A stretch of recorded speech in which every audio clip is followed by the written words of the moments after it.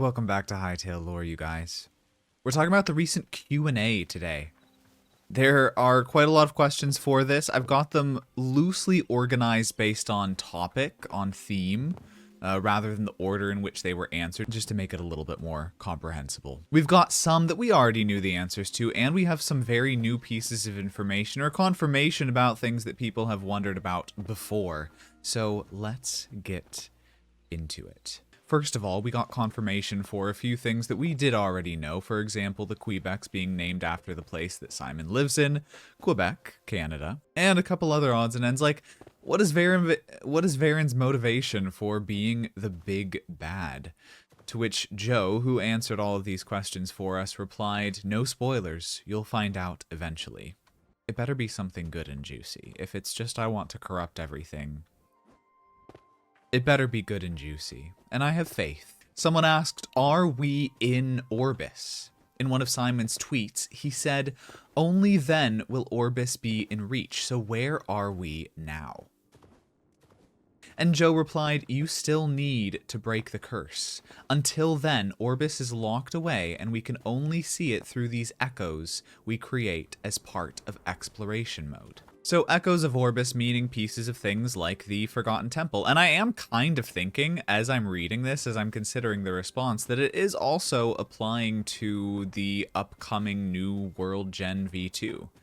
The fact that there will be an entire new version of this world that we get to experience, and presumably this is the limited version, limited by the curse. Now, this next question is actually a series of 5 questions, which I have grouped together because I feel like they kind of form a good basis for other questions and answers that come later. So bear with me on this one. This person asks, first of all, the game world isn't huge, but traveling long distances or searching for quest locations might break the flow. How will you prevent the loss of immersion caused by things like long journeys or trying to find where to go next? Now, this question was not answered by Joe, but I'm gonna give it a shot myself.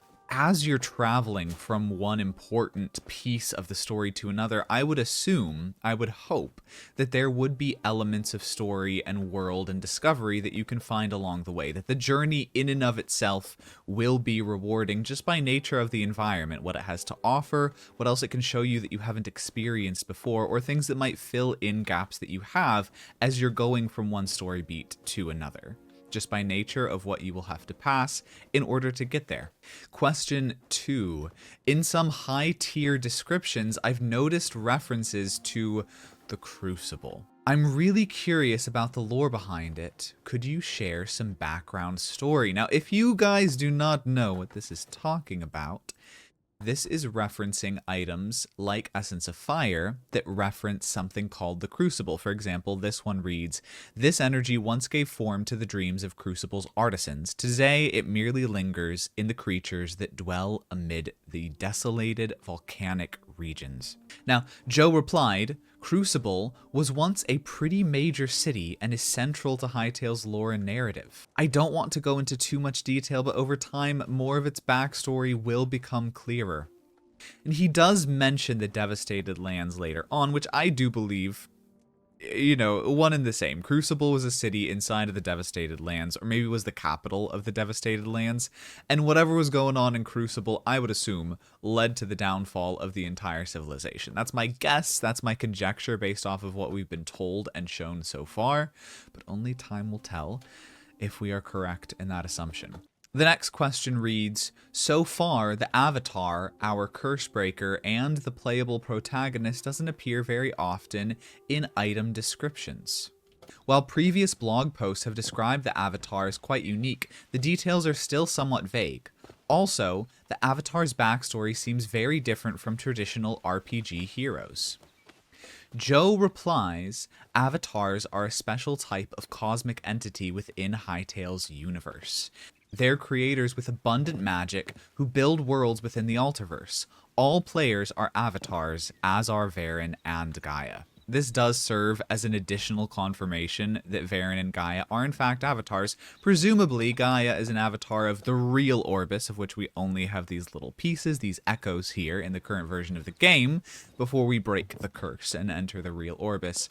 And Varen, presumably, the avatar of Nexus, which seems to be the place where the void creatures come from. At least that's what makes sense at the moment. But that also means we, the players, are cosmic entities. Congratulations. You're all cosmic. The next question, when referring to a Kweebec, would you prefer to call it a tree, wood, or woods, or something else? And Joe replies, Kweebecs are sentient tree-like creatures that evolved from trees long ago. Let's actually drop down here to see if we can find some Kweebecs. If we follow this path, we should get to some before long. Oh, hey, there's one right there. Oh, I want to find one of their houses. There's one up in the trees. Let's find maybe a normal house. Let me follow this path for a second. Here we go, here we go. Anybody home?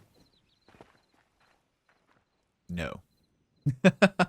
Very cool, that little tidbit of information that they weren't, like, created or anything. Because I was at first thinking, oh, Gaia created them. No, this is evolved. They evolved from trees. Really fascinating approach. And then the last question from this person, I understand that Hytale is a Western fantasy game, but I noticed that among the unused music tracks, there's one called Dragon Lotus, and it seems the style is definitely Chinese inspired. So, will the game include any Eastern elements? Now, it is at this point in time that I would also like to encourage you guys to go check out Xpree's video, which is linked down below, in which he also covers these comments, but also delivers them to you in visual form. But to that final question about the music and the Eastern elements, Joe says probably yes.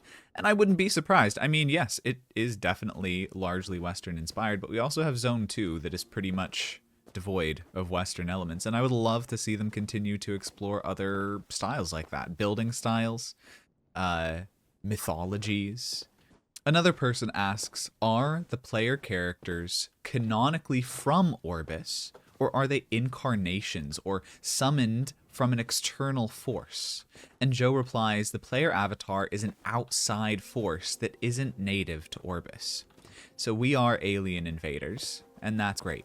The next question reads, are there humans and elves beyond the avatars, or is every person in those species innately an avatar?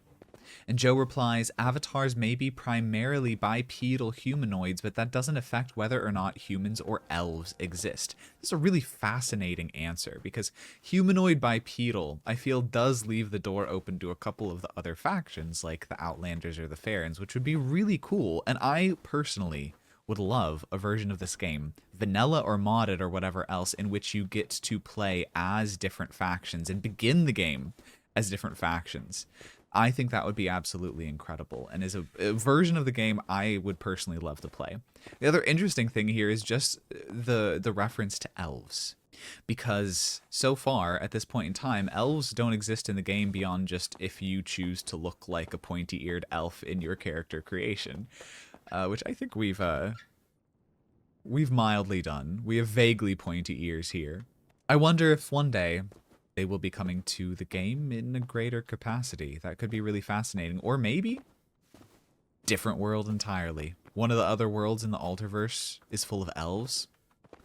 I would love to see it.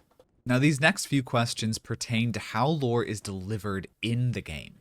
This first question reads, will we be finding lore about previous events in the random dungeons that generate? My immediate answer before I even read Joe's is yes, we already do, right?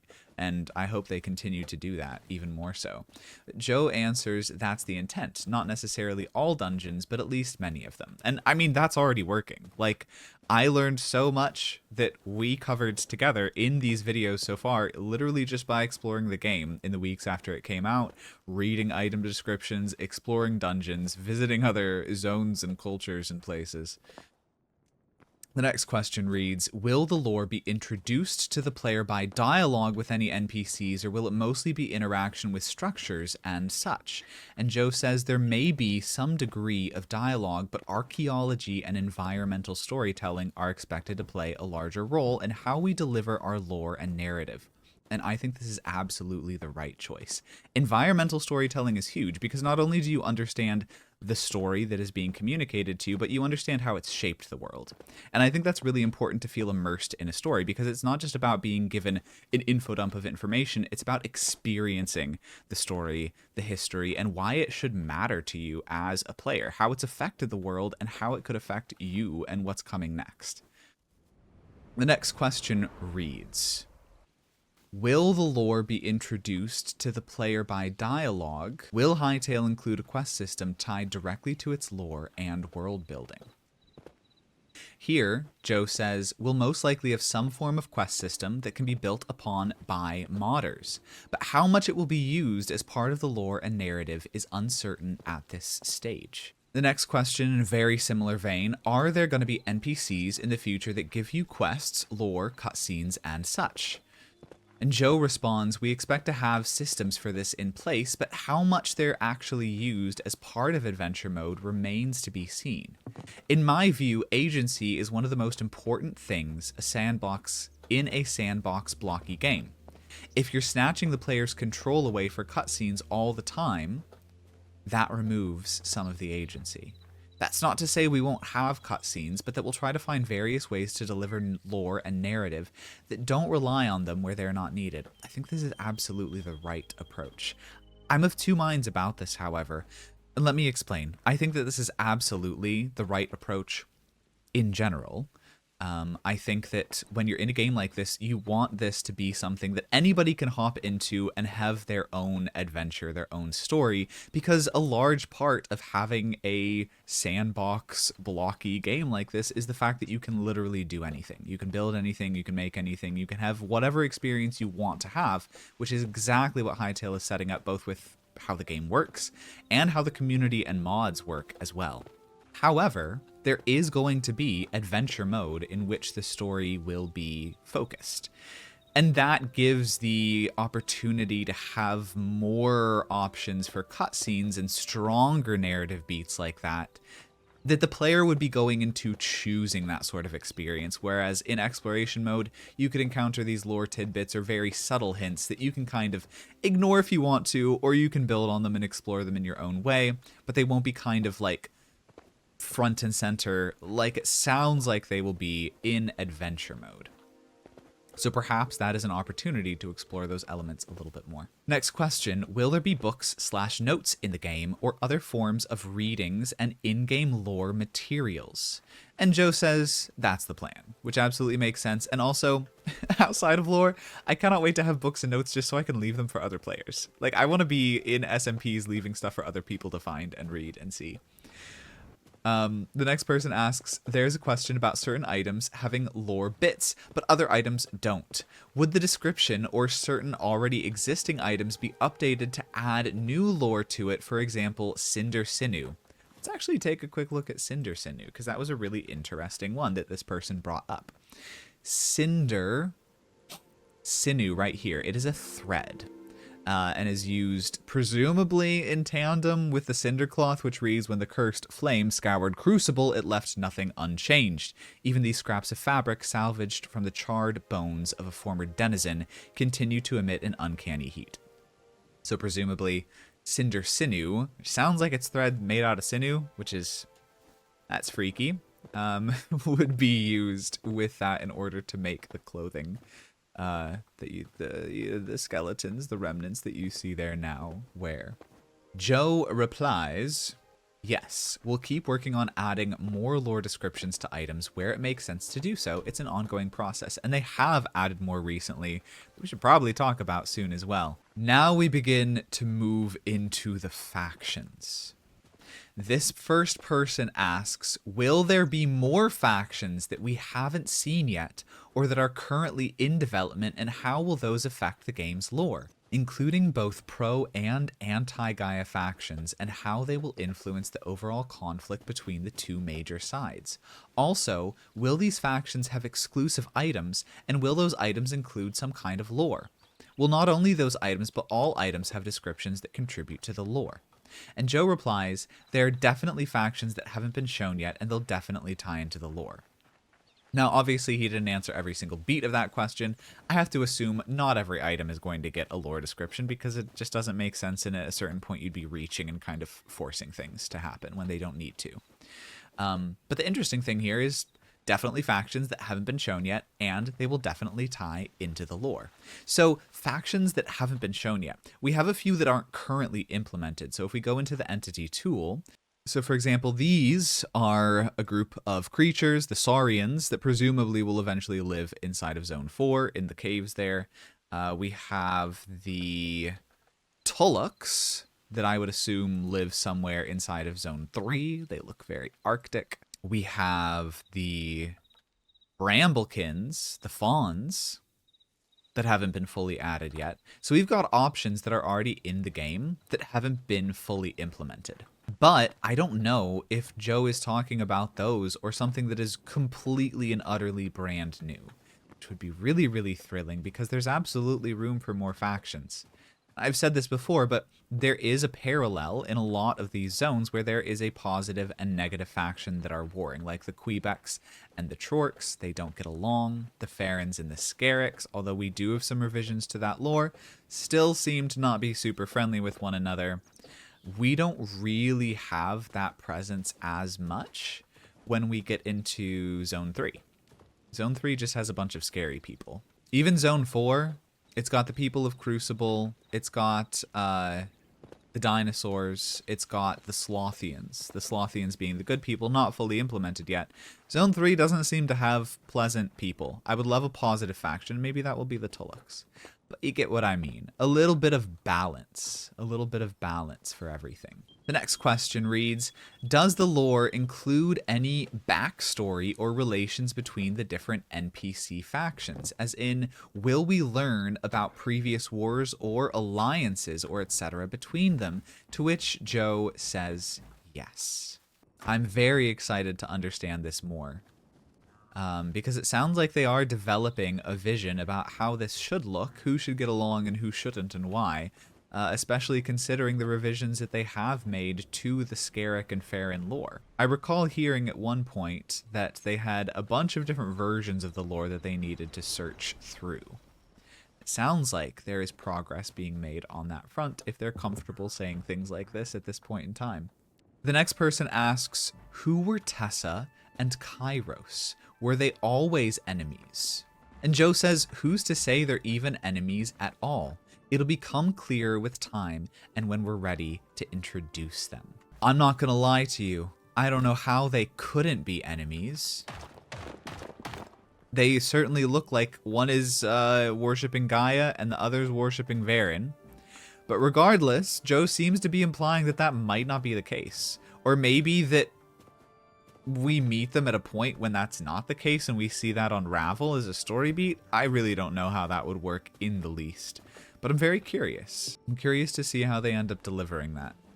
The next person asks, did an underwater civilization exist? Why or how did the ruins of a city or town end up in the depths of a sea? This is a very real thing in the game. If you have not seen it, there are underwater ruins inside of the oceans. And Joe says, quite possibly. There can be other reasons for this, though. Perhaps the land itself sank or flooded in a great calamity. A great calamity. There was another question in here that I've chosen not to really focus on, which is basically somebody asking, there was a calamity. And Joe says, yes, there was a calamity. And I think it's pretty obvious what that calamity would be. It would have to be the devastated lands forming as a result of whatever happened inside of Crucible. When a supervolcano erupts, there is a great depression that happens in land around it because all of this magma and pressure has been building, it gets ejected and released, and then the land that was sitting atop those magma chambers does fall. Now, that does not tend to go and create whole oceans and sunken cities, but in a fantasy setting, I can understand how that would serve a really cool narrative function and be a really cool thing to include in the game. Maybe those underwater civilizations that we've seen were part of Crucible. After all, both Crucible and those underwater civilizations do share some domed, sort of almost Greek-inspired constructions. would be really cool if they were, in fact, similar civilizations. We don't know. But there would also be this other fitting thread in there where we theorized in a previous video that the Outlanders broke away from Crucible at one point. And it's all because of this essence of ice, when the Outlanders rejected the flame and split from their brethren. And so it seems like they were eventually, or at one point, part of Crucible, and that they broke away from Crucible. Interesting here because the Outlanders do seem to be representing the element of ice, and then underwater you get the element of water. Curious that both of those related elements would have broken away from the flame. Again, complete conjecture on my part, but if you know me by now, you know this is how my brain works. I have no choice but to pull out the red string and make theories, harebrained as they may sometimes be. Now, on to the Kweebecs. Someone asks, will the Kweebecs have more intelligence and keep Farron's servants like in the concept art? And Joe says, while the Kweebecs may have had more intelligence once, the Farrons were never their servants nor their slaves. That concept art is outdated like many others. And so then I wonder why the Farrons are still currently wearing their freedom bracers. Maybe that is outdated as well, or maybe those bracers will be given a different meaning as the game continues in development. But either way, we do get this confirmation that the Kweebecs were, at one point in time, more intelligent, which does fit into what we talked about with the primordial Kweebecs and the fact that they once seemed to have a more positive and illustrious society than what they have today. Now, this next part does break away from what we had theorized in that same video where we talked about it. This person asks, do the Kweebecs come from another planet, or are they originally from the planet Orbis? And Joe says, Kweebecs are native to Orbis. They have not come from anywhere else. So, that part of our theory was incorrect, because I was like, these look like aliens. Their new concept art done by the Riot team definitely doubled down on the alien feel, but hey, all aliens are native to somewhere, aren't they? And these aliens are not aliens here. The next person asks, will the divergence of Outlanders from other humans be elaborated on, like how Illagers separated from villagers in Minecraft? And Joe says, yes, that will be elaborated on someday. The next person asks, do Trorks worship any deity, or is it just about eating and fighting? Joe says, probably not. They really like chomping down trees and building things, though. And then somebody asked, tell us something you'd like to share, anything. And Joe says, the Trork cooking video is canon. Or is it? It better not be. We're not showing the video here. Not that I'm putting anything up on screen, because I'm not. But what a terrible, terrible video. Will the cave goblins ever learn to use the pickaxe? And Joe replies, I hope not. I have to take just a moment on this question, because we talked about this at one point in time. How I talked about how the goblins don't know how to use pickaxes yet. I remember there were a few people who were like, but they carry around pickaxes and they're in mines and stuff.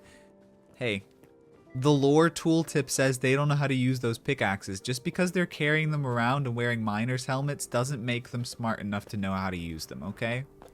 However, a moment in the game where they learn how to use them would be objectively hilarious and maybe a little bit terrifying. This next person asks, will we be able to see more humans in the world of Orbis? Story-wise, we know that Tessa, Kairos, and the Outlanders are on Orbis. And if not, does it mean that Kairos and Tessa were Outlanders before?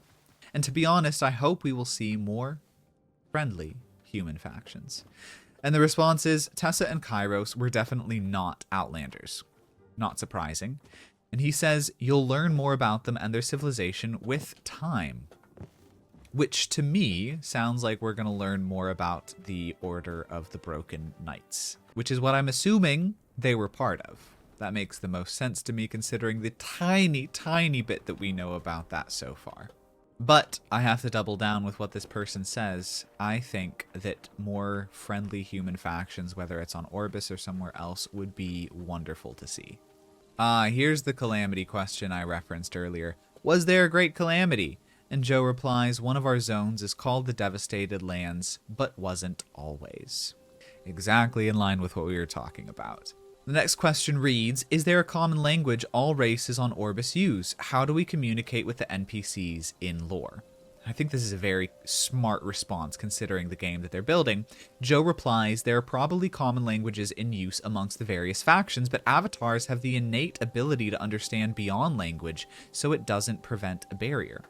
I think this is a fantastic solution in an RPG game because not only is that an answer for Orbis, but it's also an answer for when the player eventually gets to go to other realms in the Alterverse and communicate with cultures there as well. Then we get into story mode. The first person asks, will there be a story mode? And Joe replies, it depends on what you consider to be a story mode. Adventure mode is where most of our lore and narrative will be unveiled. Unveiled is an interesting term because it gives the impression that you're getting to experience it a little more actively, but that it will still be present in other modes of the game, like exploration mode. It just won't be so front and center. The next person asks, will the early access chapters have a contained story arc, or will each individual chapter feel more separate but still additive? In fact, I think this was a question from Kweebecs Corner. And Joe replies, there's a relatively light storyline intended to thread the individual chapters together and lead to our eventual adventure mode release. Very excited to see what those chapters do entail. The next question reads, if you had to compare the story mode system to something else, what would you compare it to because I'm quite lost? And Joe replies, I'm a big fan of storytelling through the environment, clues, item descriptions, notes, and documents, etc. Like I said before, I think this is absolutely the right approach to take for a game like Hytale. He continues, the Soulsborne games do this exceptionally well. That's not to say that's the exact road we're going down for lore and narrative, but we'll take some inspirations there. The next person asks, will the zone still contain the original vision of the elements, or will that be changed with the World Gen V2? Joe replies, Orbis's main magical elements haven't changed much from World Gen version 1. That doesn't mean everything will be identical though. Now, the next person's question was a related question asking about the placement of ice and water essences in the game, and Joe replied, if you think about it, ice is really just another form of water. And is that not what I've been saying the whole time? I need a formal apology from everyone who said that ice is not the water element. What do you think ice is made out of? I'm letting it go. From today onward, I no longer hold the ice grudge. The next person asks, beyond the elements introduced so far, will there be additional ones? Furthermore, will other deities be associated with these elements similar to how Varen is linked to the Void? Joe says, I can't promise anything from the gameplay or design perspective, but within the lore, the elements present on a world are those of the avatar's choosing, so there's room for additional elements from other worlds. Love that. Absolutely love that. The next person asks, what is the most advanced technology created in Hytale's world narratively? More specifically in Orbis, I guess. And Joe says, within the greater Alterverse, who knows? Some of the extents of Orbis's technology have been hinted at in exploration mode already, with some of the equipment the undead carry. Which makes complete sense. I believe he is talking about, let's go to a little bit of light so we can see this guy. There we go. Skeleton Burnt Gunner Patrol. He's got his musket here. See that? That, I think, is the extent of Orbis's technology. And we have the boom bits that seems like the goblins have stolen. And the final question reads, if the inhabitants of Orbis have multiple deities, is the same true in the world of Nexus? Joe replies, I suspect that almost all worlds in the Alterverse have factions that believe in different deities. Some of those may be the avatars that created those worlds, but others might just be the fabrications or natural phenomenon seen in such a form, which I think is also a great answer. Also, the way that he phrased this made me very happy. It reminded me a little bit of Tolkien. I don't know if you guys have ever read some of Tolkien's letters, but he just talks about his world that way. Not like he's a writer that actually knows what's going on, but he's like, I suspect that this is what they were thinking and feeling, and that this might have been the reasons why they did things. And I think that's kind of cool, because then as a creator of a story, of a narrative, or of a culture, it feels like you're actually discovering it along the way. Not that you just planned everything, but that it's kind of emerged of its own right, and that you then get to explore it and discover what's actually going on. Tiny little thing I just really enjoyed. But I also think that that is another absolutely excellent question, because I think that's a great way to do it. Sometimes the gods in here are avatars. In fact, perhaps all of the true gods in the world of Hytale, or in the universe of Hytale, are just avatars. But then some of them are just natural phenomena that they're interpreting wrong, which is probably the case in Orbis and the gods that we've identified so far too. Maybe like that big old snake that they worshipped in Zone 2 is literally just a big old snake and not a god. Even though they've got like statues for it and the center of a labyrinth in Zone 2 for it. That is all of the questions that we have from the lore Q&A. Very, very excited to see where the chapters go as they begin to release in early access and build up towards adventure mode. And very excited to see what the real Orbis looks like when it is complete and ready to be released as well. Now, as plenty of you probably already know, I've been working very hard on this World Gen project that we've been tooling around in as we've been chatting about these questions. If you'd like to play it in its work in progress version, it will be linked down in the description below, or you can search it up on CurseForge under the name Skyreach Ravines. Just make sure that when you download the zip, you unzip it, or it will probably be a little bit mean. We do have a Discord if you would like to hop in. And the poll for next week's video will be live when you're watching this on YouTube. So if you want to go vote for what we chat about next week, go hop into the poll. And I'll see you then. I will see you there. In the meantime, happy hightailing.